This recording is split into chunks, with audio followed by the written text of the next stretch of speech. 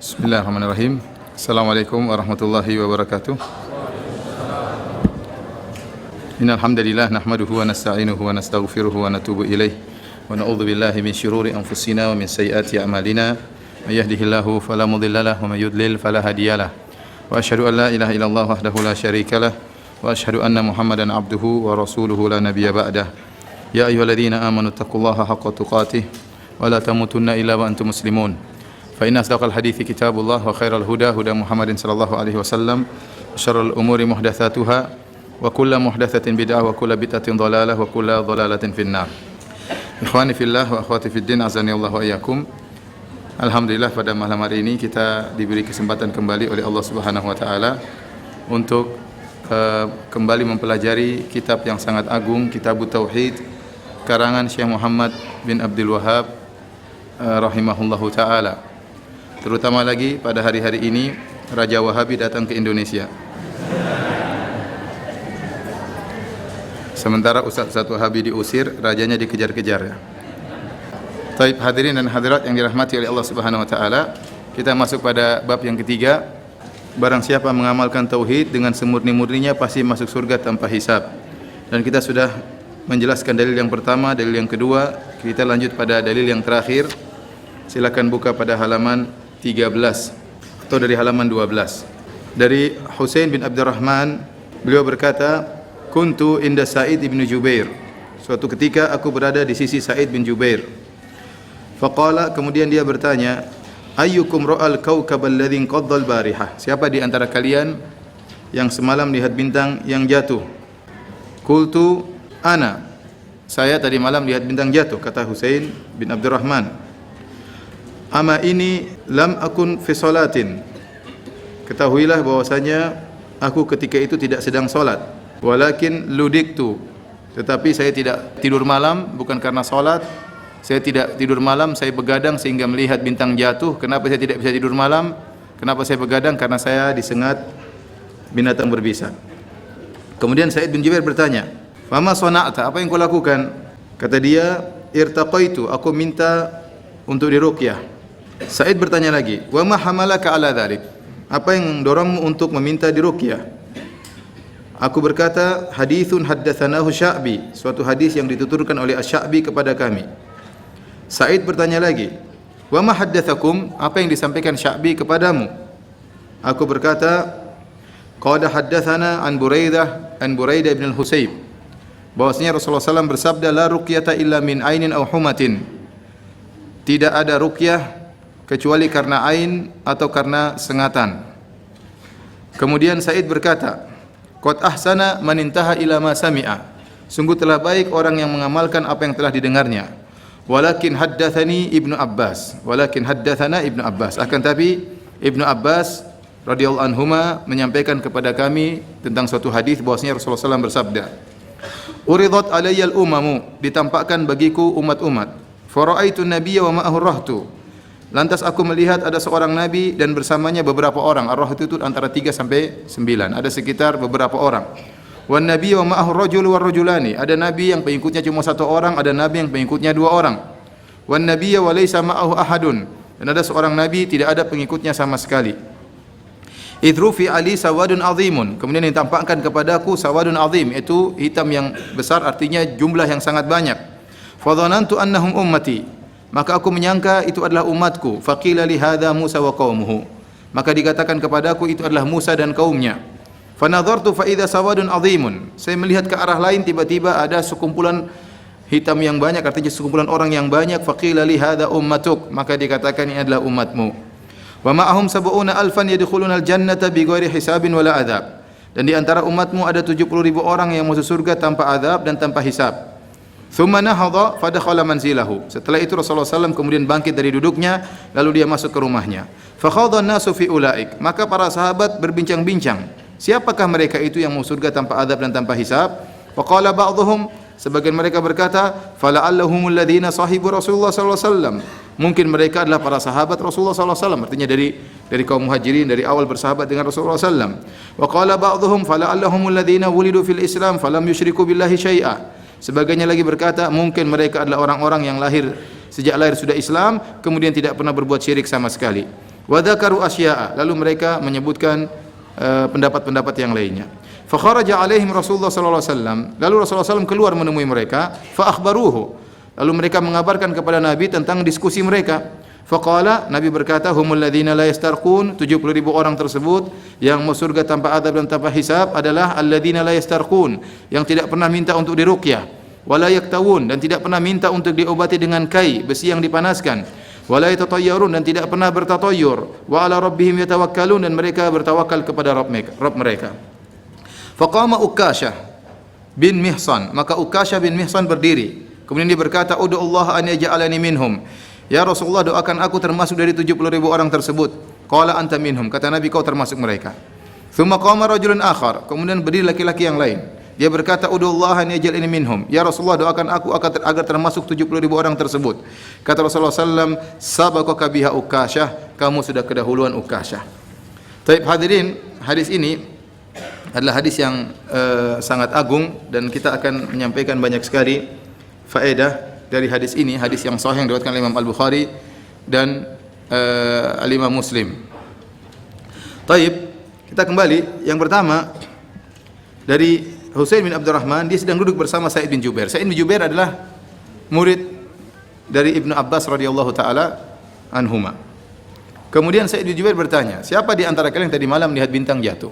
Pembicaraan seperti itu boleh, ya, ada kejadian aneh. Siapa yang kemarin lihat tabrakan? Siapa yang kemarin lihat sesuatu, ya? Biasa pembicaraan duniawi, ya, tidak tercela, ya. Karena jarang bintang jatuh, maka Sa'id bin Jubair bertanya, ayyukum alladzi ra'a kaukab alladzi qadda al-bariha? Siapa di antara kalian yang semalam lihat bintang jatuh? Maka Husain bin Abdurrahman berkata, saya yang lihat.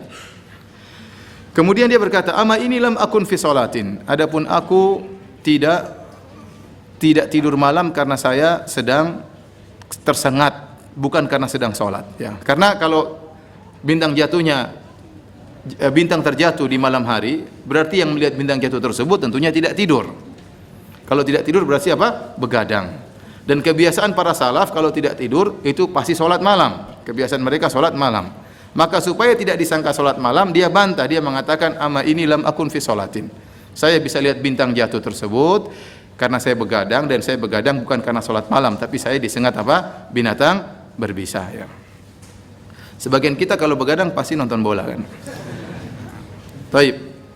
Kemudian ini dalil bahwasanya para salaf dahulu tidak ingin dipuji dengan apa yang tidak mereka lakukan, karena itu ciri-ciri yang tercela yang Allah sebutkan dalam Al-Quran, yuhibbuna an yuhmadu bima lam yaf'alu. Mereka suka dipuji dengan apa yang tidak mereka lakukan, ya. Maka seorang menghindari hal ini. Jangan sampai dia ingin dipuji dengan sesuatu yang tidak dimiliki, ya. Karena itu adalah hal yang tercela. Oleh karenanya, kalau kita ditanya oleh seorang, berapa hafalanmu? Kau sudah berapa juz kau hafal dari Al-Quran? Maka bilang saja tidak ada, ya. Tidak usah kita bilang adalah. Berapa? Pokoknya ada. Saya tidak mau riak. Padahal tidak ada, jangan. Bilang tidak ada adalah seakan-akan supaya orang mengira hafalannya banyak. Jangan. Kalau ada orang menyalurkan sumbangan lewat kita, ya, maka kita bilang jangan seakan-akan itu dari kita. Jangan. Kita kasih aja, bilang ini ada orang nitipkan kepada saya. Jangan sampai orang menyangka itu sumbangan dari kita, ya. Itu namanya ingin dipuji dengan apa yang tidak kita lakukan, ya. Man tashabba'a bima lam yu'ta kalabisi thawbai zur, kata Nabi SAW, barang siapa yang bergaya dengan apa yang tidak dia miliki, seperti dia memakai dua pakaian kedustaan, ya. Dia mendustai dirinya dan dia juga mendustai orang lain, ya. Maka seorang berusaha menghindar dari penyakit ini. Jangan dia terkesan bahwasanya dia adalah orang yang ahli suka mutalaah buku-buku agama yang banyak. Berdasarkan pengalaman saya, berdasarkan apa yang saya perhatikan dalam literatur, ya, seakan-akan dia baca banyak. Padahal dia baca artikel di internet satu, kemudian dia bilang demikian, ya. Jangan dia mengesankan seakan-akan dia hafal Sahih Bukhari dan Sahih Muslim.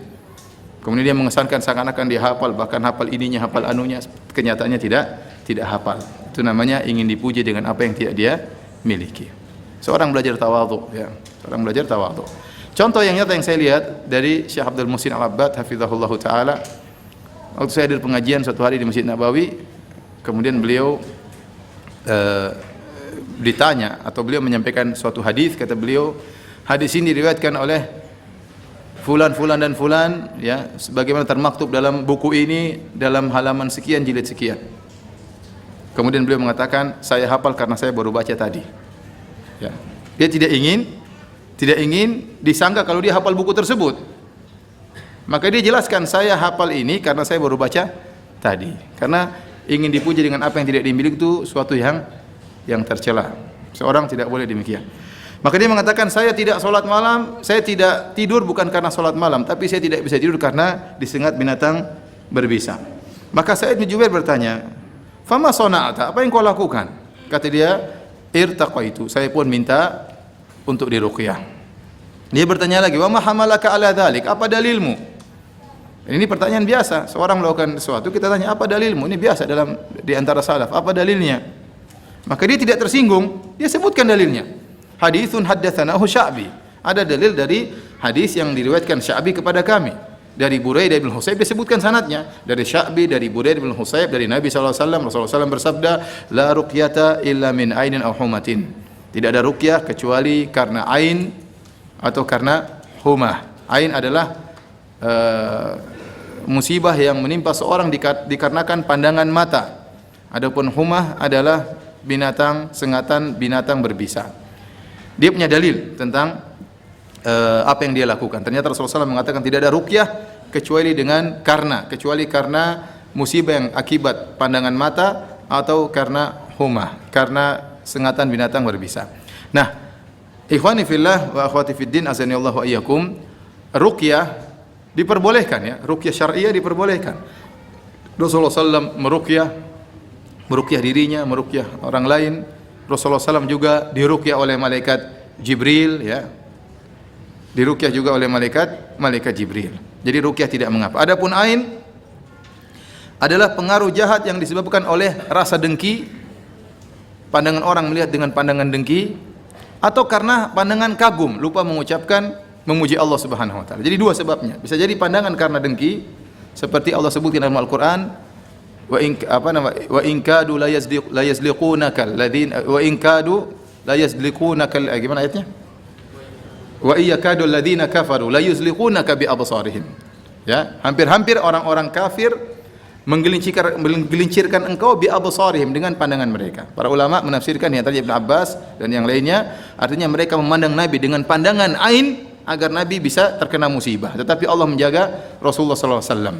Wa iyyakadu alladziina kafaru la yuzliqunaka bi absarihim. Hampir-hampir orang kafir menggelincirkan engkau wahai Muhammad dengan pandangan mereka. Ini pandangan jahat. Namun ternyata ain, musibah menimpa seorang bukan hanya dengan pandangan hasad. Bisa jadi karena pandangan kagum namun lupa memuji Allah Subhanahu wa taala. Dalilnya hadis tentang apa yang menimpa Sahal bin Hunayf. Anaknya menceritakan, iktasala abi Sahal bin Hunayf bil Kharrar. Ayahku Sahal bin Hunayf sedang mandi di suatu tempat namanya Al-Kharrar, satu nama tempat di kota Madinah. Fanaza'a jubbatan kanat alaihi. Lalu dia melepaskan bajunya, jubah yang dia pakai. Wa Amir bin Rabi'ah yanzur. Ada sahabatnya Amir bin Rabi'ah memandang Sahal bin Hunayf. Wa kana Sahlun rajulan abyad hasanal jild. Dan Sahal bin Hunayf ini seorang yang berkulit putih dan kulitnya halus, kulitnya indah. Qala Amir bin Rabi'ah, temannya yang sedang lihat dia buka baju, terpesona melihat tubuh Sahal yang putih bersih. Kemudian dia berkata, "Ma ra'aitu kal yaumi wala jilda adra." Aku tidak pernah lihat orang kulitnya sebagus ini, bahkan mengalahkan kulit gadis. Katanya begitu. Bahkan mengalahkan indahnya kulit apa? Seorang gadis. Fawu'ika Sahlun makanahu, maka Sahal pun langsung sakit tatkala itu, langsung di tempat tersebut, tidak tertunda, langsung sakit tatkala itu. Maka ain itu pengaruhnya cepat. Makanya Rasulullah SAW bersabda, al ainu haqqun. Ain, ya, musibah yang bisa menimpa seorang karena pandangan mata itu benar adanya. Walau kana syai'un sabaqal qadar sabaqathul ain. Kalau seandainya ada sesuatu yang bisa mendahului takdir, maka akan didahului oleh al ain. Wa idza stuksiltum faksilu. Kalau kalian diminta untuk mandi, maka mandilah. Rasulullah SAW mengatakan, "Lau kana syai'un sabaqal qadar." Kalau ada sesuatu yang bisa mendahului takdir, maka itu adalah ain. Ini kata para ulama ala jihatil mubalaghah, hiperbola. Maksudnya Rasulullah SAW menjelaskan ain itu bisa menimpa dengan cepat. Lihatlah apa yang dialami oleh Sahal bin Hunayf. Dipuji oleh Amir bin Rabi'ah, ya, ma ra'aitu mithlal yaum wala jilda azra. Aku tidak pernah melihat orang seputih ini. Sebelumnya tidak pernah saya lihat seperti saat ini saya lihat, bahkan mengalahkan kulit seorang gadis. Maka dia langsung sakit tatkala itu. Fashadda wa'quhu. Kemudian sakitnya semakin parah. Fa utiya Rasulullah sallallahu alaihi wasallam fa ukhbira anna sahlan wa'iqa wa annahu ghairu ra'ihin ma'aka. Lalu ada orang datang kepada Nabi sallallahu alaihi wasallam mengabarkan, wahai Rasulullah, sungguhnya Sahal sakit dan dia tidak bisa berangkat pergi bersamamu. Maka Rasulullah SAW pun mendatangi Sahal. Kemudian Sahal bercerita tentang apa yang menimpanya. Tadi saya mandi, kemudian dipuji oleh Amir bin Rabi'ah, langsung saya sakit. Maka Rasulullah SAW berkata, alama yaqtulu ahadukum akhahu. Kenapa salah seorang dari kalian menyakiti saudaranya? Ala barrakta, wahai Amir bin Rabi'ah, kenapa kau tidak memberikan doa keberkahan bagi Sahal, yaitu dengan mengucapkan barakallahu fiik, ya, atau tabarakallahu ahsanul khaliqin, ya, memuji Allah, atau kita mendoakan keberkahan baginya. Dia kagum dan dia lupa memuji Allah Subhanahu wa taala. Kemudian kata Nabi sallallahu alaihi wasallam, innal aina haqqun. Sungguhnya ain, penyakit yang sebab pandangan mata itu benar adanya. Tawaddo' lahu, berwudulah untuknya. Fatawaddo'a lahu Amir bin Rabi'ah, maka Amir bin Rabi'ah kemudian berwudu. Kemudian setelah itu ditumpahkan ke tubuh Sahal bin Hunayf, bekas wudu orang yang pandangannya tadi. Maka akhirnya dia pun sembuh, laisa bihi ba'sun, kemudian dia sembuh, akhirnya dia pergi bersama Nabi sallallahu alaihi wasallam. Dalam ini hadis riwayat Al-Imam Malik dalam Al-Muwatta dan juga Ibnu Hibban. Dalam riwayat yang lain, hadis riwayat Ibnu Majah, kata sang perawi, fa amara Amiran an yatawadda, maka Amir diperintahkan oleh Nabi untuk berwudu. Fa ghassala wajhahu, dia pun mencuci wajahnya, wa yadayhi ilal mirfaqain, kemudian dia mencuci tangannya sampai kedua kakinya, wa rukbatayhi, tangannya sampai kedua sikunya. Kemudian dia mencuci kedua lututnya. Wa dakhilata izarihi, kemudian dia mencuci bagian dalam sarungnya. Ini ada khilaf di kalangan ulama, apa maksudnya? Bagian dalam sarungnya. Ada yang mengatakan bagian belakang, ada yang mengatakan bagian bawah. Dia tuangkan air di bagian dalam sarungnya, wa amarahu an yusabba alaihi. Setelah itu airnya dikumpulkan sisanya lalu dituangkan ke tubuh Sahal bin Hunayf. Makanya bisa jadi seorang terkena sakit gara-gara ain kita. Makanya Rasulullah SAW mengatakan, wa idza stuksiltum faksilu. Kalau kalian diminta untuk mandi agar air sisanya tadi ditumpahkan kepada orang yang terkena ainmu, maka lakukanlah. Jangan kita bilang, oh, bukan karena saya, bukan. Kamu tadi yang puji kok. Jadi kalau ada orang yang dicurigai, diminta untuk apa? Minta mandi. Dan untuk orang yang diminta untuk mandi jangan tersinggung, ya. Karena Rasulullah SAW mengatakan, wa idza stuksiltum faksilu. Kalau kalian diminta untuk mandi, maka mandilah. Makanya ikhwan, antum hati-hati, ya. Ada orang terkenal memiliki ain yang kuat, ada orang yang biasa-biasa saja. Nah, antum bisa jadi memandang orang dengan hasad. Kalau antum hasad, antum muji Allah, semoga Allah beri berkah dia untuk menghilangkan hasad dalam diri kita. Atau kita terpukau, terkadang terpukau melihat istri kita, kamu cantik sekali, tahu-tahu langsung berubah, kan bahaya. Kita bilang masya Allah istriku kamu cantik, masya Allah hari ini cantik. Jangan lupa bilang masya Allah, jangan lupa bilang tabarakallah, barakallahu fiki. Atau antum kagum, terkadang antum mungkin memandang anak antum dengan pandangan kekaguman yang tidak seperti biasanya. Hati-hati. Kalau antum lihat anak-anak, masya Allah saya hari ini luar biasa, jangan lupa bilang apa? Barakallahu fika, tabarakallahu ahsanul khaliqin, masya Allah, puji Allah, agar anak kita tidak terkena ain kita. Jadi ain sebabnya bisa dua, dengan pandangan hasad atau pandangan kagum dengan lupa memuji siapa? Allah Subhanahu wa taala. Taib. Jadi Usain bin Abdurrahman dia meruqyah, dia punya dalil. Kata Nabi, la ruqyata illa min ainin aw humatin. Tidak ada ruqyah kecuali karena ain atau karena humah. Kata para ulama, maksud hadis ini tidak ada ruqyah yang mujarrab. Karena ruqyah itu obat segala penyakit. Wa nunazzilu minal Qur'ani ma huwa shifa. Kami turunkan dari Al-Qur'an Al-Qur'an menjadi obat. Jadi Al-Qur'an adalah obat bagi segala penyakit. Al-Qur'an itu kalau dibaca di ruqyah adalah obat segala penyakit. Baik penyakit, ya, penyakit hati maupun penyakit jasad. Baik penyakit hati maupun penyakit jasad. Di antara penyakit-penyakit tersebut ada ruqyah yang sangat ampuh, yaitu ruqyah karena ain dan ruqyah karena humah. Kata para ulama, ruqyah seperti ini karena ain dan karena humah cepat sekali menghilangkan sebab ain dan sebab humah, yaitu sengatan binatang berbisa. Adapun ruqyah dari penyakit-penyakit yang lain terkadang butuh waktu yang lama, ya, diulang-ulang, terkadang sampai berbulan-bulan, ya.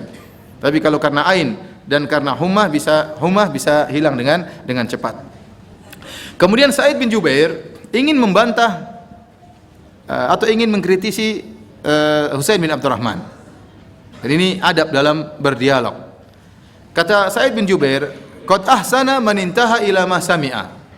Sungguh baik orang yang telah melakukan dalil yang sampai kepadanya. Walakin haddatsani Ibnu Abbas, tapi saya punya dalil yang lain. Yang diriwayatkan oleh Ibnu Abbas dari Nabi sallallahu alaihi wasallam.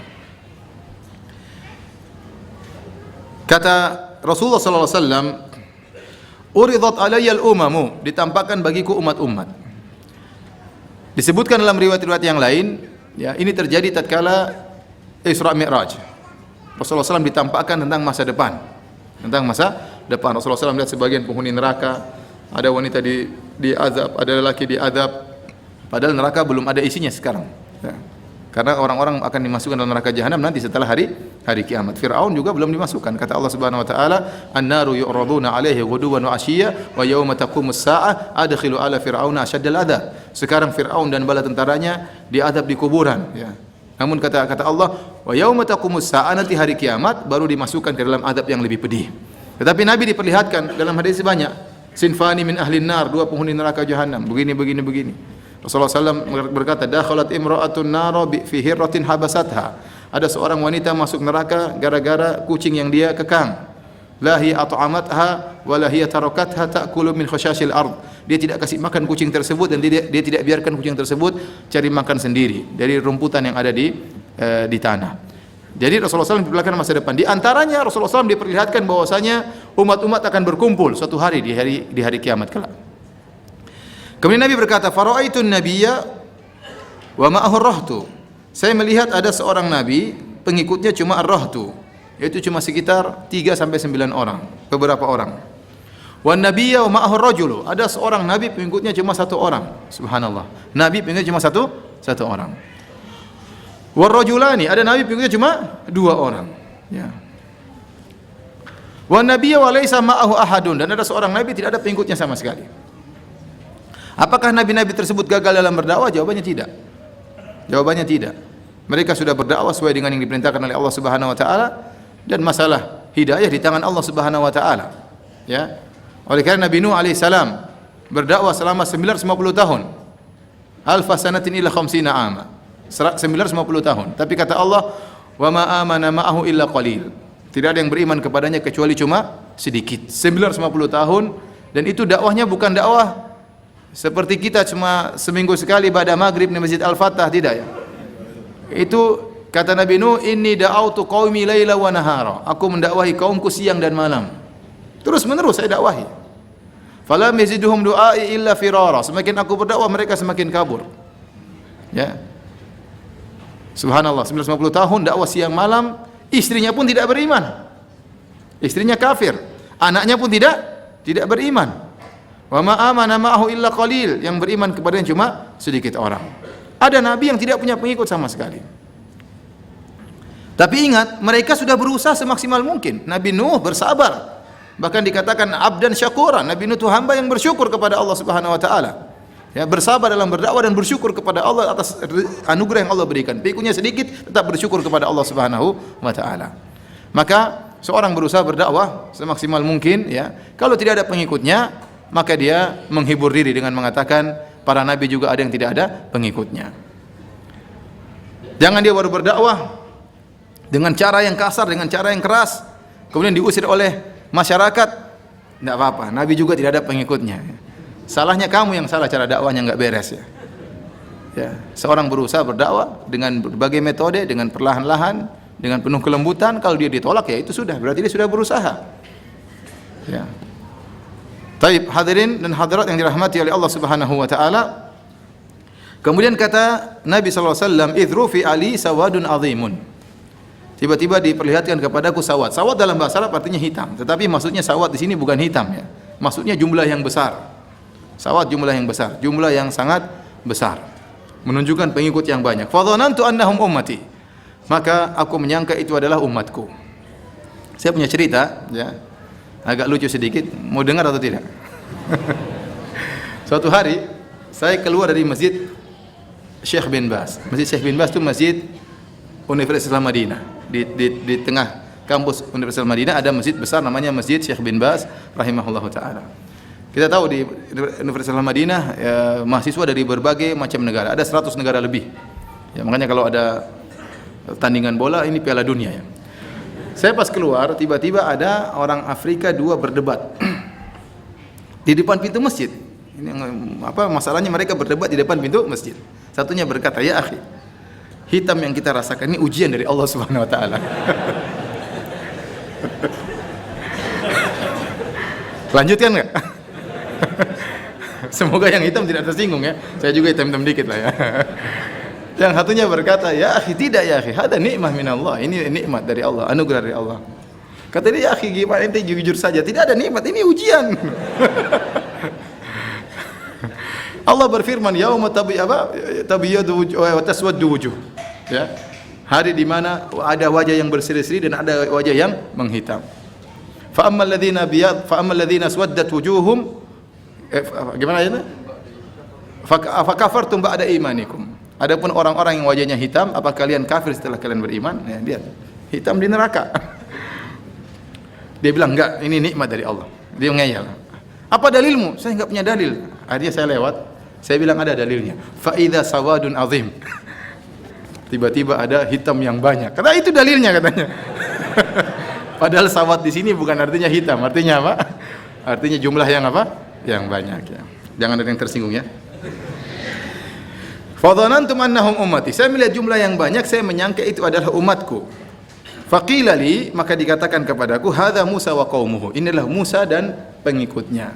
Kita tahu bahwasanya pengikut terbanyak setelah pengikut umat Muhammad SAW adalah umat Nabi Musa alaihissalam. Pengikutnya sangat banyak ya. Kemudian dikatakan itu bukan umatmu tapi Musa dan pengikutnya. Fanadhartu fa idza sawadun azim. Kemudian saya melihat ke arah yang lain, tiba-tiba ada jumlah yang sangat banyak pula. Faqila li hadza ummatuk, maka dikatakan itulah umatmu. Setelah itu Rasulullah SAW berkata, "Wa ma'ahum sab'una alfan yadkhuluna al-jannata bighairi hisabin wala adzab." Dan di antara umat Nabi SAW ada 70.000 orang yang masuk surga tanpa adab dan tanpa hisab. Berapa orang? 70.000 orang. Banyak atau sedikit? Banyak. Banyak atau sedikit? Sedikit. Ya akhi, umat Muhammad banyak ya. Dari zaman Nabi SAW sampai hari kiamat umat Muhammad. Bukan cuma yang hidup sekarang sudah berapa miliar? Banyak. Belum yang sudah pernah hidup.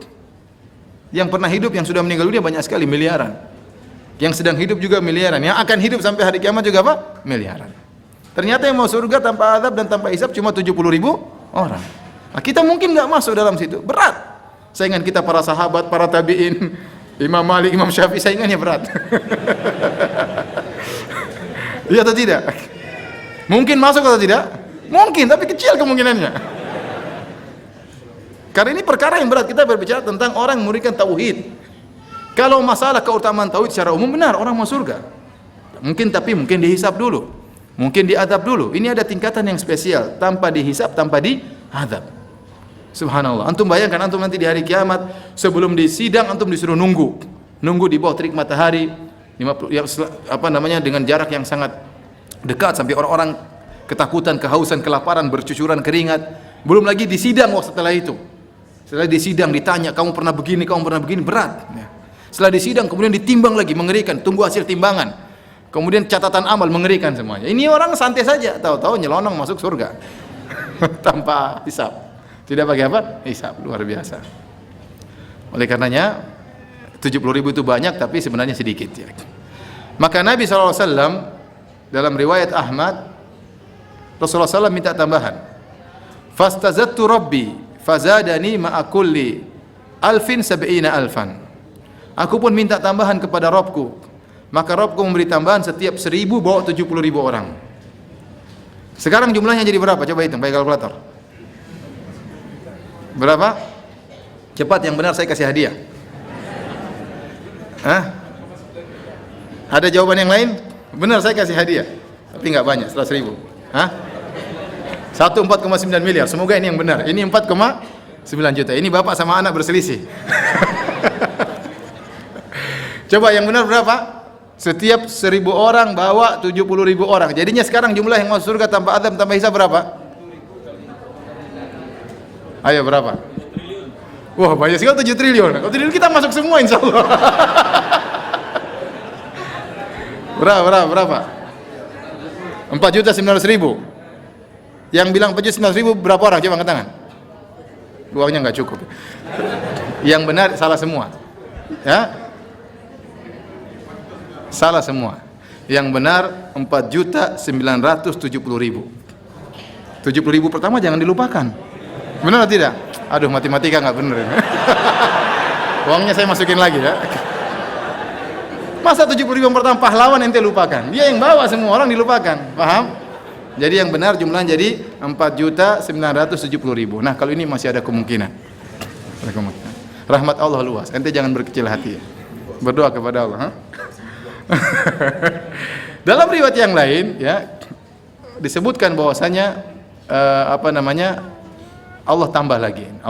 Mudah-mudahan kita dimasukkan oleh Allah Subhanahu wa taala. Baik. Kemudian setelah Rasulullah SAW menyampaikan ada 70.000 orang masuk surga tanpa azab dan tanpa hisab, Rasulullah SAW berdiri, fadakhala manzilah, kemudian dia masuk dalam rumahnya. Fakhadha an-nasu fi ulaik. Orang-orang pun berbicara, siapa 70.000 orang tersebut?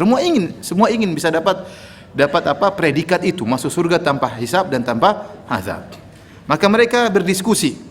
Ada yang berkata, fala'allahumul ladzina sahibu Rasulullah. Mungkin mereka adalah para sahabat Nabi. Maksudnya sahabat yang lebih spesial. Sahabat Nabi, semua yang melihat Nabi dalam istilah syariat adalah sahabat.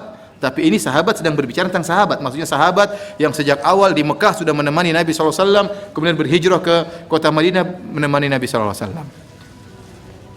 Mungkin itu sahabat Nabi SAW. Wa qala ba'dhum fala'allahumul ladzina wulidu fil Islam wa lam yusyriku billahi syai'a. Mungkin 70.000 orang tersebut adalah orang-orang yang sejak lahir sudah Islam dan tidak pernah berbuat syirik sama sekali. Ini menunjukkan para sahabat yang sedang berdiskusi, mereka benar-benar mengagungkan kaum muhajirin, para sahabat. Sehingga mereka waktu ditanya, siapa yang masuk surga tanpa azab dan tanpa hisab? Mungkin sahabat kaum muhajirin yang sejak awal sudah bersahabat dengan Nabi SAW. Jadi para sahabat agung di mata mereka. Tidak seperti orang Syiah yang kemudian mengkafirkan seluruh sahabat kecuali 4 orang atau berapa orang. Kemudian mereka tahu keagungan Islam dan bahayanya syirik. Makanya di antara pendapat mereka berkata, fala'allahumul ladzina wulidu fil Islam, mungkin mereka ini orang-orang yang sejak lahir sudah Islam, walam yusyriku billahi syai'a, dan kemudian tidak berbuat syirik sama sekali. Mereka ngerti bahwasanya bisa masuk surga tanpa azab dan tanpa hisab itu tidak boleh syirik sama sekali. Wa dzakaru asya'a. Lalu mereka menyebutkan pendapat-pendapat yang lain. Ya. Maka ini dalil kita boleh, saya tanya, apa pendapat kalian? Boleh, ya. Nanti yang penting ada yang membenarkan. Fa kharaja alaihim Rasulullah sallallahu alaihi wasallam, kemudian Rasulullah SAW keluar menemui mereka, fa akhbaruhu. Lantas mereka menyampaikan kepada Nabi, ya Rasulullah, tadi kami diskusi, ada yang mengatakan begini, ada yang mengatakan begini. Namun ternyata pendapat mereka semua salah. Dan alhamdulillah salah. Antum bayangkan kalau ternyata yang masuk surga tanpa azab, tanpa hisab cuma sahabat Nabi, kita sudah keluar dari dulu. Tidak mungkin masuk karena kita bukan sahabat Rasulullah sallallahu alaihi wasallam. Kalau pendapatnya pernah masuk Islam, sejak lahir sudah Islam, tidak pernah berbuat syirik sama sekali, kita mungkin pernah terjerumus dalam kesyirikan, entah syirik besar, entah syirik kecil. Alhamdulillah pendapat mereka salah.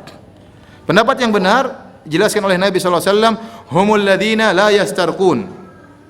Mereka adalah orang-orang yang tidak pernah minta untuk diruqyah. Wala yaktawun, dan mereka tidak pernah meminta untuk diobati dengan besi yang dipanaskan. Wala yatatayyarun, dan mereka tidak pernah bertatayyur, yaitu mengkait-kaitkan nasib sial dengan sesuatu yang dilihat, sesuatu yang didengar dengan angka tertentu, dengan waktu tertentu, hari tertentu, bulan tertentu. Wa ala rabbihim yatawakkalun, dan mereka bertawakal kepada Rabb mereka. Ini syarat orang-orang mau surga tanpa hisab dan tanpa azab. Baik. Kita bahas di sini, ya. Ruqyah, kalau seorang minta ruqyah, kenapa dikatakan makruh? Ruqyah itu jadi ruqyah itu ada berapa model. Pertama, kita meruqyah orang lain. Ini tidak jadi masalah. Ya. Ada seorang sahabat berkata, "Ya Rasulullah, hal arqi, apakah saya boleh meruqyah?" Kata Nabi sallallahu alaihi wasallam, "Man istata'a minkum an yanfa'a akhahu falyaf'al."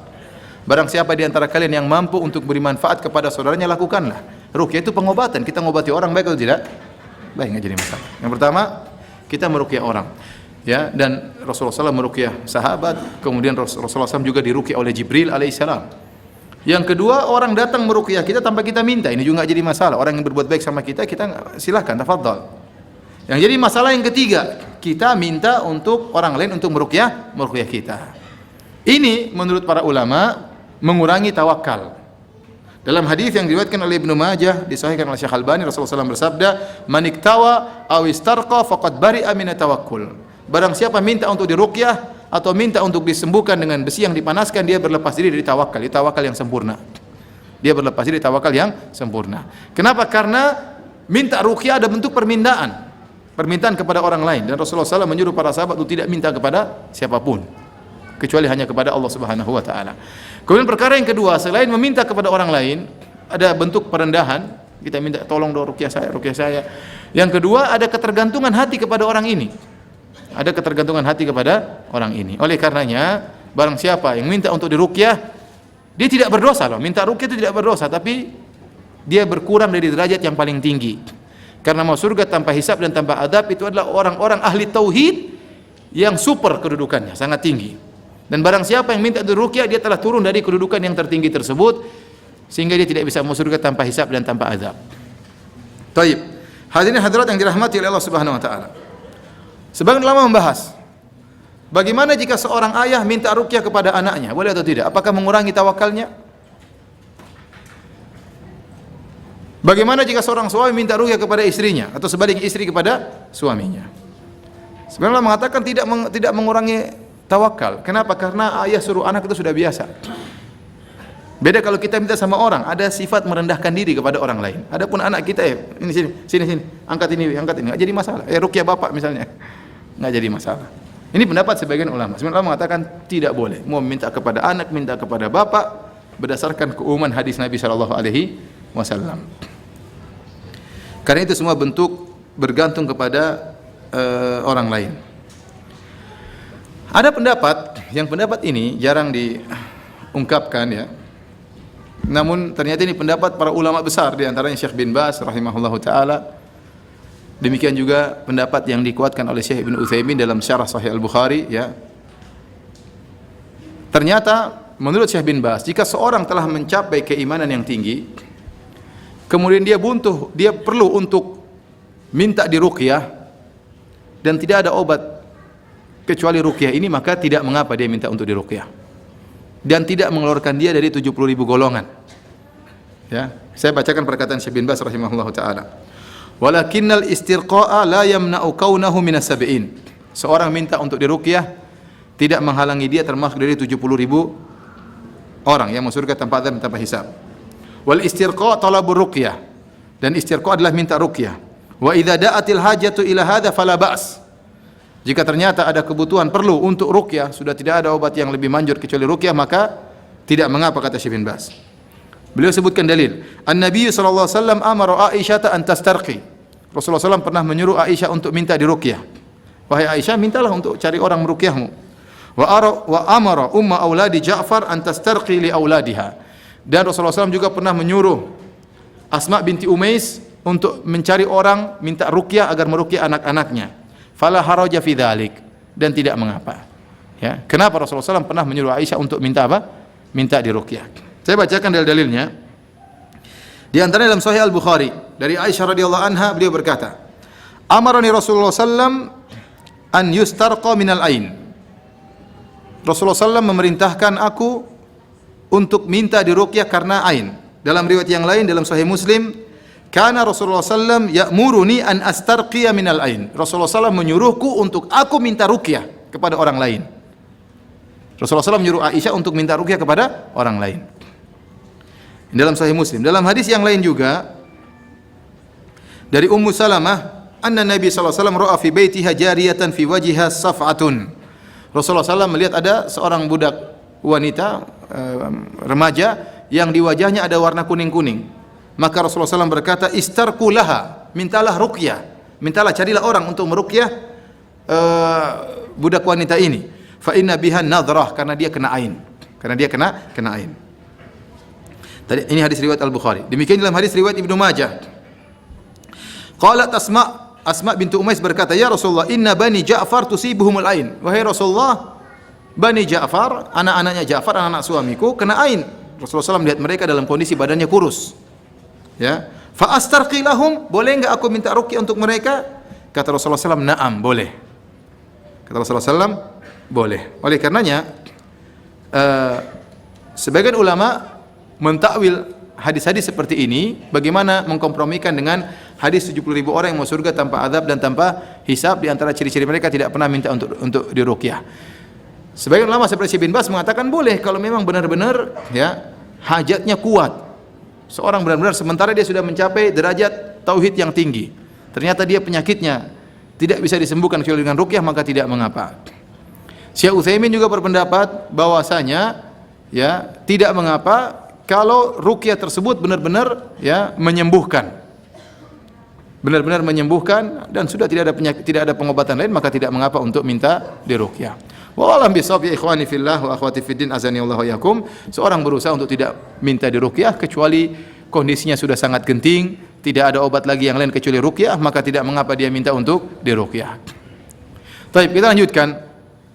Humul ladzina la yastarqun wa la yaktawun, dan mereka adalah orang yang tidak pernah minta disembuhkan dengan besi yang dipanaskan. Tidak pernah minta disembuhkan dengan besi yang dipanaskan. Minta pengobatan dengan besi yang dipanaskan juga hukumnya makruh dan mengurangi tawakal. Sebagian ulama mengatakan kenapa? Karena orang-orang Arab dahulu memandang kalau sudah disembuhkan dengan kai, dengan besi yang dipanaskan pasti sembuh. Maka ada istilah pepatah mereka, akhirud dawa al-kai. Obat yang terakhir adalah apa? Al-kai. Sehingga mereka karena yakin kai ini begitu hebat, terkadang belum pakai obat yang lain mereka sudah pakai kai. Dan ini dibenci oleh Nabi SAW.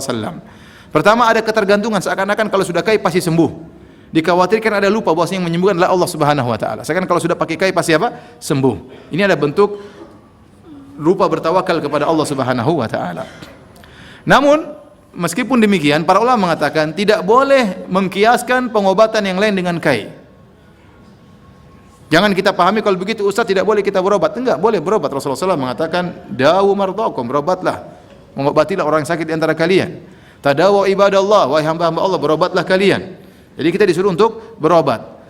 Tidak bisa mengkiaskan obat dengan kai. Khusus yang tidak diperbolehkan adalah kai, karena kai bentuk pengobatan, di situ ada penyiksaan dengan api yang besi yang dipanaskan dengan api. Rasulullah SAW benci karena tergabungkan dua. Pertama ada penyiksaan dengan besi yang dipanaskan, yang kedua karena ada ketergantungan kepada kai tersebut seakan-akan lupa kepada Allah Subhanahu wa taala. Baik, kita azan dulu, kita lanjutkan habis itu insyaallah taala.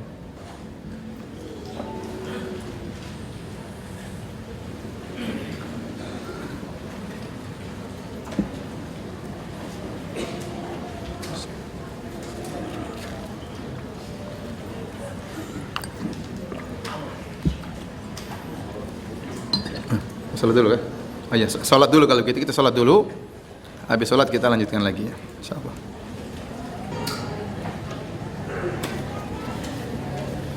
Bismillahirrahmanirrahim.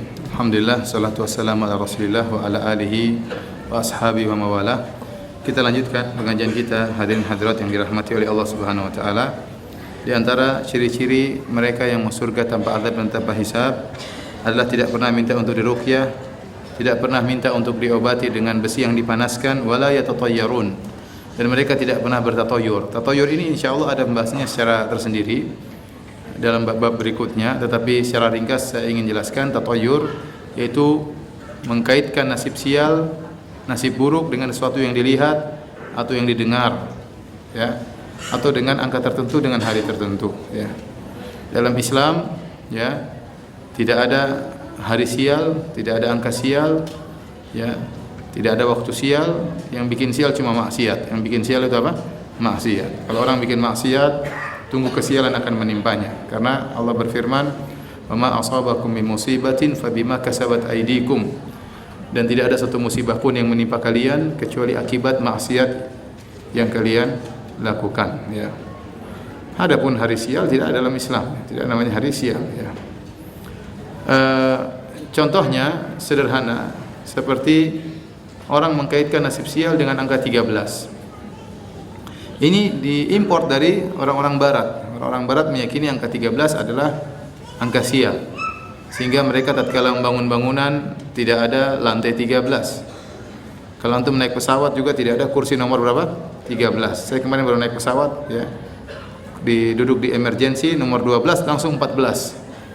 Nomor 13 tidak ada, ya. Seakan-akan angka 13 itu angka sial. Ini tidak benar. Dari mana? Apa bedanya 13 sama 12? Cuma kurangi 1 jadi 12. Apa bedanya?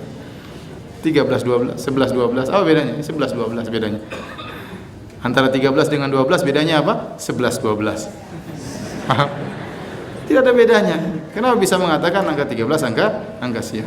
Ya akhi, bagaimana kalau ente ternyata anak nomor 13? Kasihan. Istri saya 13 bersaudara, satunya meninggal. Tinggal 12. Adiknya yang terakhir nomor 13, ini anak sial kalau begitu. Alhamdulillah ya, hafal Quran ya, hafal 30 juz, jadi imam di Pekanbaru ya. Masih kita bilang dia apa? Anak sial ya. Anak sial tapi hafal Quran, kan repot ya. Oleh karenanya ini contoh sederhana, banyak contoh-contoh yang lain, tapi insyaallah kita tunda pada pembahasan khusus insyaallah tatkala masalah tatayur. Jadi tatayur adalah mengkait-kaitkan nasib sial dengan sesuatu yang dilihat, angka tertentu, bulan tertentu, dan ini banyak tersebar di tanah Jawa ya. Mau nikah saja setengah mati ya. Mau nikah, kamu lahir bulan apa? Bulan ini, Jumat Pahing. Satunya apa? Jumat Kliwon. Oh, nikahnya harus dihitung-hitung dulu, pakai rumus Porkas atau apa? Hitung. Tidak bisa sekarang, harus 6 bulan lagi. Ini namanya bikin sial hitung-hitung seperti ini. Akhirnya apa? Pernikahan jadi apa? Tertunda. Gara-gara sialan dalam apa? Hitung-hitung. Coba kalau nggak pakai hitung-hitung, langsung nikah. Gara-gara hitung-hitungnya keliru, akhirnya ditunda 6 bulan dan yang lainnya. Jadi ini hal-hal yang merepotkan diri sendiri. Hal-hal yang merepotkan diri sendiri ini banyak. Dan ini ternyata ini merupakan kesyirikan. Ternyata merupakan apa? Kesyirikan, tapi dia syirik kecil. Kemudian kata Nabi SAW, wa ala rabbihim yatawakkalun, dan mereka bertawakal kepada Rabb mereka. Inilah kunci kenapa mereka mencapai derajat yang sangat tinggi. Karena tawakal mereka sangat tinggi. Ini kita kenapa belajar kitab tauhid? Saya sering sampaikan kitab tauhid ini bukan cuma untuk orang awam. Bagi kita yang sudah belajar, sudah ngaji pun harus belajar. Dalam rangka untuk meningkatkan tawakal kita kepada Allah, dan Allah terkadang beri kita ujian-ujian untuk melatih tawakal kita. Tawakal dalam mencari nafkah, tawakal dalam berdakwah, tawakal dalam segala hal. Ya, kita bertawakal, serahkan kepada Allah Subhanahu wa taala. Dan itu berjalan apa? Bukan sekedar ilmu, tapi perlu praktek. Ya, dan itu akan berjalan dalam kehidupan kita sehari-hari. Maka kunci utama mereka mencapai derajat yang tertinggi karena mereka memiliki tawakal yang sangat tinggi. Sampai-sampai tidak mau minta untuk diruqyah, sampai-sampai tidak mau untuk disembuhkan, minta untuk disembuhkan dengan besi yang dipanaskan, dan mereka tidak bertatayur. Kemudian kata sang perawi, faqama Ukasyah ibnu Mihsan, berdirilah Ukasyah bin Mihsan, sahabat namanya Ukasyah. Kemudian dia berkata, "Udu Allah an yaj'alni minhum." Ya Rasulullah, doakan saya termasuk mereka. Kata Rasulullah SAW, "Anta minhum." Masya Allah ya. Kalau kita hidup di zaman Nabi, ya Rasulullah, doakan saya. Ya Rasulullah. Cuma sudah tidak ada Nabi SAW. Rasulullah SAW mengatakan, kau termasuk mereka. Ini dalil bahwasanya kita bisa memastikan bahwasanya Ukasyah bin Mihsan masuk surga tanpa hisab dan tanpa azab. Karena Rasulullah SAW berkata, anta minhum, kau termasuk dari 70.000 orang tersebut. Tsumma qama rajulun akhar, kemudian ada seorang laki-laki lagi yang berdiri. Sama, udu Allah an yaj'alni minhum. Ya Rasulullah, doakan saya termasuk mereka. Rasulullah SAW mengatakan, sabaqaka biha Ukasyah, kamu sudah kedahuluan siapa? Ukasyah. Dan ini jawaban cerdas dari Nabi SAW dalam menunjukkan akhlak Nabi yang sangat mulia. Ya, Nabi mengatakan kamu sudah kedahuluan apa? Ukasyah. Dengan jawaban ini laki-laki tadi tidak tersinggung. Coba kalau Nabi bilang, oh kamu tidak, wah gimana kira-kira? Gimana kira-kira kalau Nabi bilang, oh kamu tidak? Satunya saya, kamu juga tidak. Gimana perasaan? Langsung stres, langsung futur dan macam-macamnya. Tapi Rasulullah SAW sengaja untuk menutup pintu. Ya. Nanti khawatir, bisa jadi lelaki ini termasuk, bisa jadi termasuk. Khawatir nanti ada yang tidak termasuk, angkat tangan, ya Rasulullah saya gimana? Coba bayangkan 5 orang, ya kamu juga, kamu tidak. Gimana kira-kira? Ya pasti sedih. Oleh karenanya Syekh Abdul Razak hafizahullah taala pernah suatu hari mengadakan pengajian. Dan biasa ada qori'nya, ada tukang bacanya. Setelah baca dijelaskan oleh Syekh Abdul Razak. Qori ini baca salah-salah. Orang yang dengar ini salah nahunya. Fathah didhamakan, dhamma difathahkan. Dan itu merubah arti. Kalau dia orang Arab tapi salah baca. Kemudian Syekh jelaskan. Orang yang dengar sudah gelisah. Kemudian baca lagi kedua kali. Salah-salah lagi. Baca ketiga kali, salah-salah lagi. Tidak mungkin kajian salah-salah terus. Hari ini saya bilang, sebentar, gantian yang lain. Gantian. Wah, nggak enak sama orang ini, disuruh ganti. Kan? Akhirnya yang satu ganti. Baca kedua kali, Syekh bilang, ganti lagi yang ketiga. Sehingga tidak membuat malu orang yang apa? Yang pertama. Ya kalau kesan cuma seganti sekali seakan-akan, tapi saya yang orang kedua, orang ketiga, orang keempat ternyata seakan-akan bacanya digilir. Padahal masalahnya orang yang pertama apa? Salah-salah baca. Dalam rangka menjaga perasaan apa? Orang lain. Ya. Oleh karena Nabi SAW selain cerdas, beliau juga berakhlak mulia, maka beliau menjawab dengan jawaban yang indah, sabaqaka biha Ukasyah. Kamu sudah kedahuluan siapa? Si Ukasyah. Dengan demikian orang tadi tidak tersinggung. Ada khilaf di kalangan para ulama, siapa orang ini yang kata Nabi kamu sudah kedahuluan Ukasyah? Ada yang mengatakan dia orang munafik. Ini pendapat sebagian ulama. Namun dibantah oleh sebagian ulama yang lain, kalau dia munafik ngapain dia minta doa kepada Nabi? Dia bukanlah orang munafik, cuma Rasulullah SAW menutup pintu itu, pintu orang minta-minta, sehingga Rasulullah SAW mengatakan kamu sudah kedahuluan siapa? Ukasyah bin Mihsan radhiyallahu taala anhu. Taib hadirin dan hadirat yang dirahmati Allah Subhanahu wa taala, ya. Nanti antum bisa baca sendiri faedah-faedah dari kandungan bab ini di halaman 14, 15 dan 16. Saya rasa kita cukupkan kajian kita sampai sampai sini aja dulu. Kita lanjutkan lagi minggu depan insyaallah bab keempat, takut terhadap kesyirikan. Taib, kalau ada yang bertanya, saya persilahkan.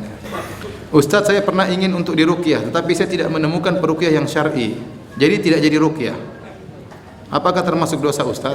Tidak dosa, saya ulangi, minta untuk diruqyah itu bukan dosa. Itu hukumnya boleh. Ya, namun dia menghilangkan puncak tawakal, ya. Dia menghilangkan apa? Puncak tawakal. Namun tidak dikatakan dia berdosa. Seorang minta ruqyah tidak berdosa. Tapi dia turun derajat dari derajat puncak tawakal menjadi derajat di bawahnya. Ustaz, bagaimana jika kita ingin meruqyah diri sendiri? Apakah keinginan tersebut termasuk mengurangi tawakal kita terhadap Allah? Tidak, kalau kita meruqyah diri sendiri enggak jadi masalah. Saya ulangi, yang jadi masalah yang mengurangi tawakal kita kalau kita minta ruqyah sama orang lain. Kalau kita minta ruqyah sama orang lain. Tapi kalau kita meruqyah diri sendiri atau kita meruqyah orang lain atau ada orang datang meruqyah kita tanpa kita minta, tidak jadi masalah. Saya ulangi.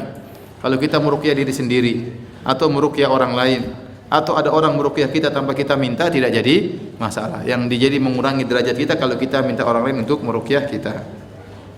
Apabila mendengarkan ayat-ayat ruqyah dari rekaman, apakah sama dengan minta diruqyah? Jawabannya tidak. Kita putar sendiri kan enggak apa-apa. Kita dengar ayat-ayat tersebut, kita tidak minta sama orang lain, ya. Ustadz, apakah orang yang memakai tato tidak bisa masuk surga tanpa hisab? Bagaimana dengan tato-tatoan dari permen karet?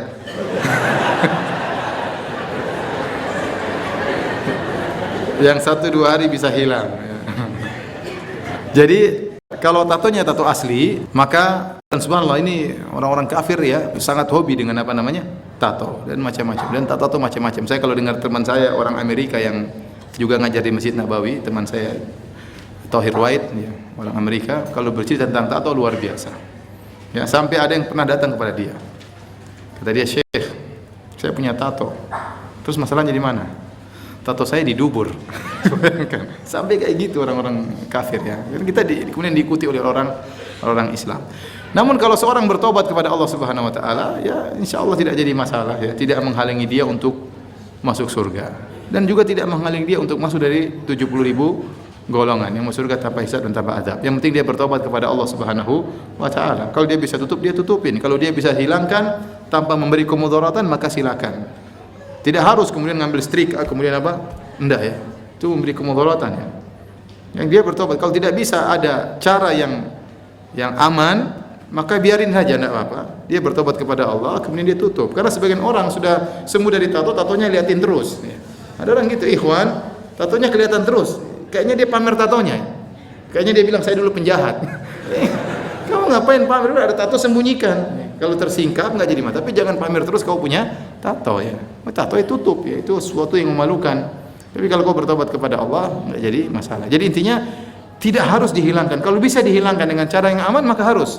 Tapi kalau dengan cara yang berbahaya dengan setrika dan macam-macamnya tidak perlu merusak apa? Merusak tubuh. Ya sudah kita bertobat kepada Allah dan insyaallah tidak mengapa. Semoga Ustaz selalu dirahmati dan diberkahi oleh Allah Subhanahu wa taala. Amin ya rabbal alamin. Alhamdulillah saya bisa mencukupi kebutuhan keluarga. Pertanyaannya, apakah berdosa jika kita sebagai suami memberi uang atau barang-barang kepada orang tua saudara kita tanpa sepengetahuan istri? Wah, ini takut sama istrinya. Saya ulangi, apakah kita berdosa? Kalau kita sebagai suami, jadi keluarga sudah tercukupkan.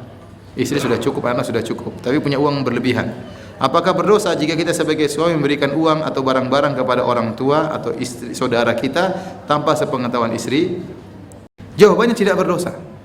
Jawabannya tidak berdosa. Kewajiban suami kepada istri adalah memberi nafkah, sandang, pangan, papan, belikan baju. Ya. Jangan istri beli sendiri, kita belikan baju buat istri. Makan juga kita yang tanggung. Tempat tinggal juga kita yang tanggung. Jangan kita bilang, sayang, kau kan punya harta warisan, beli rumah dong. Enggak, kita yang beli. Jangan minta harta warisan apa? Istri. Atau itu hasil dia sendiri. Nah, kalau kita sudah penuhi kebutuhan itu, maka kita berhak memberikan kepada ibu kita. Kita punya kewajiban menyambung silaturahmi, ayah, ibu, kakak, adik, tante, bibi, berikan semuanya. Yang penting istri sudah terpenuhi. Namun demikianlah kondisi para suami Indonesia. Saya sampaikan kepada ibu-ibu yang ada di atas, banyak-banyak bersyukur kepada Allah ya. Karena suaminya orang Indonesia ya.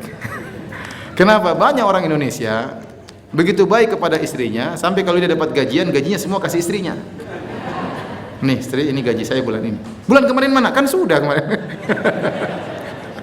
Terus kalau dia perlu sesuatu, dia minta, sayang, saya mau beli sesuatu, bagi dong. Istrinya yang kasih. Jadi dia seakan-akan terima gaji dari istrinya. Apalagi kalau mau berikan sama ibunya, sayang, saya mau minta duit buat apa? Buat ibu. Berapa? 1 juta. Buat apa ya? Buat makan. Ngapain 1 juta kemahalan? Ibu itu makan tempe 200.000 cukup, ya sudah 200.000. Dan itu banyak di tanah air kita. Banyak atau tidak? Banyak. Antum kalau di Arab tidak ada seperti itu. Saya punya teman-teman tidak ada seperti itu. Pokoknya dia punya gaji, punya dia, istrinya kasih makan, sudah selesai. Istrinya nggak tahu uang dia berapa.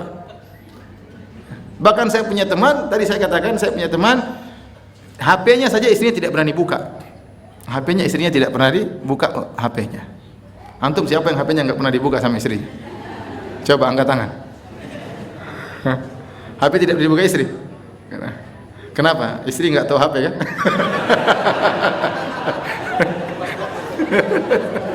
Masya Allah ya, Masya Allah, itu hebat itu. Hebat. Kebanyakan ada passwordnya nggak ketahuan. Subhanallah. Jadi orang Indonesia itu banyak sekali baik. Jadi istrinya dikasih uang. Saya pernah menghadapi kasus salih dari seorang sahabat. Orang itu sangat baik sekali. Kalau datang kepada saya, Ustaz, saya punya masalah. Ustaz, ada apa? Ustaz, orang ini saking baiknya, dia punya rumah 11, semua atas nama istrinya. Terus dia kasih rekening istrinya, dia masukkan 11 miliar di rekening apa? Istrinya. Luar biasa. Jadi masalah istrinya kabur habis itu. Ini kejadian nyata saya hadapi. Subhanallah. Lihat, ini orang baik sekali, subhanallah. Baik apa bahlul saya nggak tahu. Tapi dia baik sekali. Bayangkan 11 miliar semua kasih istrinya. Istrinya pergi, pusing dia. Alhamdulillah setelah 2 tahun, 3 tahun terus konsultasi sama aja, ngobrol-ngobrol, akhirnya istrinya kembali. Alhamdulillah. Istrinya kembali. Tapi uang sudah habis. Alhamdulillah masih kembali. Maksud saya, ibu-ibu bersyukur punya istri, punya suami orang Indonesia ya. Kalau orang Arab mungkin tidak ada. Sudah kamu makan nih, makan ini udah selesai. Enggak usah tahu urusan duit saya berapa ya. Ya. Tahu-tahu kawin lagi ya. Inilah diantara penghalang-penghalang tidak bisa kawin lagi. Kenapa duitnya semua dipegang apa? Istri. Jadi seorang tatkala dia memberi uang kepada orang tuanya, kepada bapaknya, kepada ibunya, ya tanpa sepengetahuan istrinya tidak mengapa. Ya, yang penting istrinya dipenuhi kebutuhannya. Tapi tidak jadi masalah. Kalau dia pun sampaikan kepada istrinya itu lebih baik. Selama istrinya tidak menghalangi. Agar dia tahu bahwasanya saya sebagai suami punya kewajiban berbakti kepada ayah dan ibu ya. Terus istri kita juga kalau minta bantuan untuk memberi ayah dan ibunya, kita bantu juga. Bukan cuma kita yang berbakti kepada orang tua kita juga bantu istri kita untuk bisa berbakti kepada kedua orang tuanya. Jadi saling kerjasama ya. Dan bagaimana hukumnya jika seorang istri juga punya penghasilan sendiri dan memberi kepada orang tua saudaranya tanpa sepengetahuan suami? Ya itu tidak apa-apa, itu hak istri.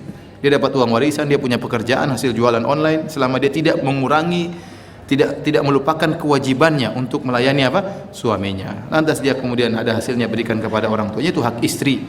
Ya, Anda jangan bikin malu ya. Jangan bikin malu, kita ini sebagai suami kita harus cari nafkah buat istri, bukan minta uangnya apa? Istri. Bagaimana asal muasal kaum Yahudi? Ya, orang Yahudi itu keturunan Nabi Yakub alaihissalam. Jadi Nabi Ibrahim alaihissalam punya anak 2, Ismail, kemudian siapa? Ishak. Dari Ismail keluar Nabi Muhammad SAW. Dari Ishak punya anak Yakub. Dari Yakub, Yakub itulah Israel. Yakub itulah apa? Israel. Jadi disebut Yakub punya anak 12. Di antara 12 anak tersebut ada namanya Yusuf. Ada di antara namanya Yahuda. Yusuf punya saudara namanya Yahuda. 12 anak itulah yang dikenal dengan Banu Israel. Dengan Bani Israel, dan semua orang Yahudi keturunan dari Bani Israel. Di antara mereka ada yang beriman dan ada yang kafir. Di antara mereka ada yang masuk Islam di zaman Nabi sallallahu alaihi wasallam dan juga zaman setelahnya masuk Islam, meninggalkan agama Yahudinya, dan kebanyakan mereka bertahan dengan kekufurannya.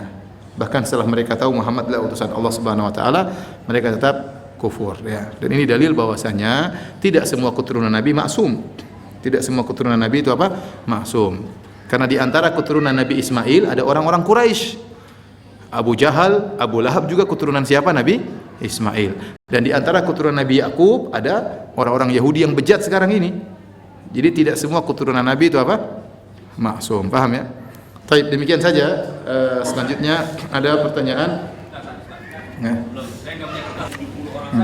70.000. Iya. Jadi beliau bertanya betapa sulitnya seorang untuk mencapai tingkatan tauhid tertinggi. Memang itu perkara yang sulit. Tapi ada tingkatan tauhid di bawahnya. Ini mudah ya, selama seorang berusaha tidak melakukan syirik besar dan syirik kecil, maka dia mencapai kesempurnaan tauhid. Tapi ada yang lebih tinggi lagi, itu tawakalnya sangat tinggi. Mereka itulah yang 70.000 orang mau surga tanpa azab dan tanpa hisab ya. Pernyataan beliau tadi, Ustaz, bagaimana kalau kita minta ruqyah saja tauhid kita hilang? Jawabannya bukan tauhid kita hilang, tapi tingkat puncak tertinggi yang hilang. Tauhid kita masih ada. Orang bermaksiat tauhidnya berkurang, tapi tauhidnya masih ada. Nah, bagaimana kita yang penuntut ilmu? Ya makanya kita belajar dan kita banyak istighfar dan perbaiki diri.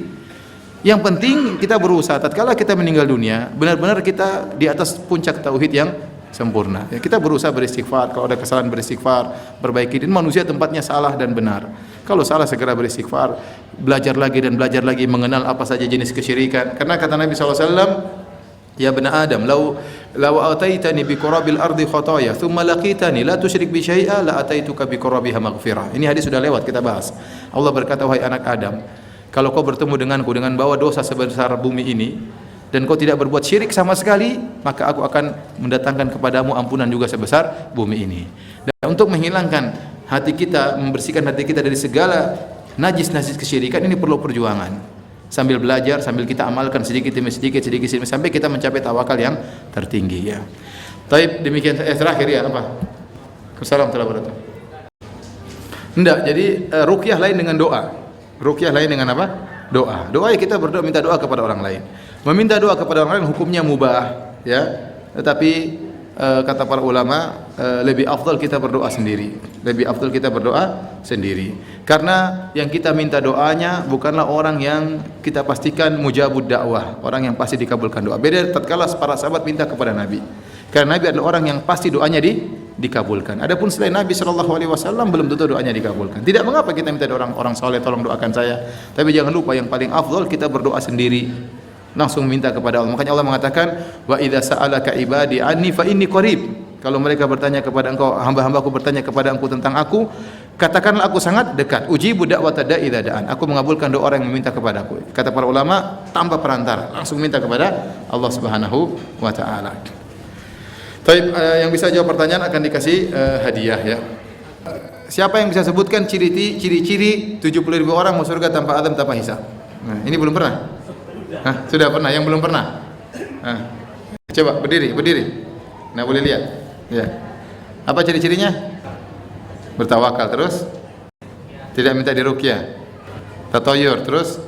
Tidak meminta untuk disembuhkan dengan besi yang dipanaskan. Masya Allah, silakan sini.